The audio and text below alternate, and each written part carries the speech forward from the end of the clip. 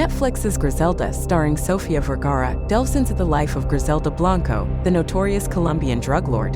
The series captures her rise to infamy in Miami, where she built a cocaine empire, leaving a trail of violence and chaos.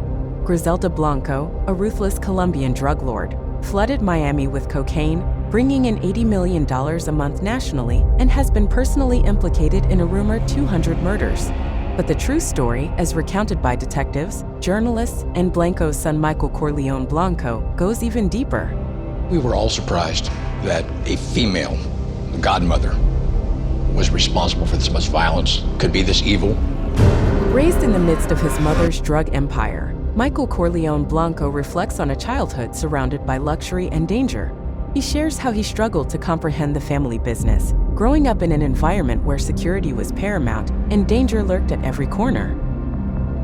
Griselda Blanco, known as the Black Widow, was a stone-cold killer with a blood-soaked legacy in the 70s and 80s. Blanco's criminal enterprise raked in millions daily, involved brutal initiation rituals, and introduced the notorious motorcycle assassin.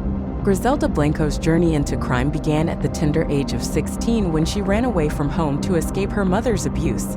Resorting to pickpocketing on the streets of Medellin, she entered the world of marijuana trafficking with her first husband, Carlos Trujillo.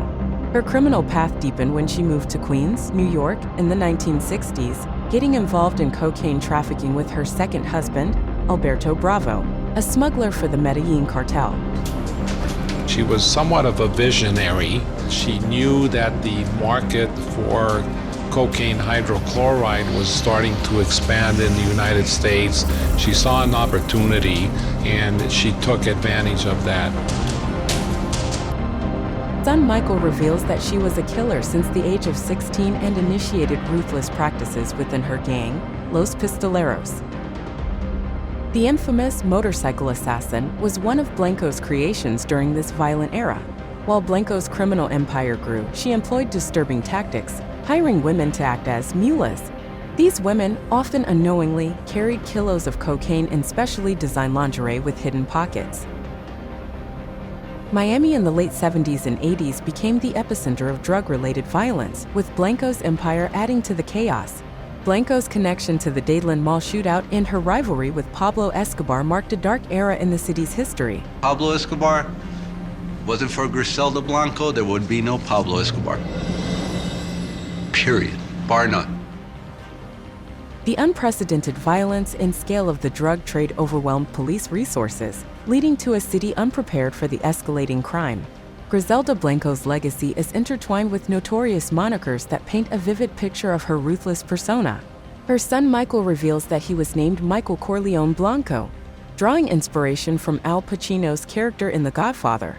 This choice reflects the cinematic and symbolic nature of their criminal enterprise, hinting at a desire for power and dominance.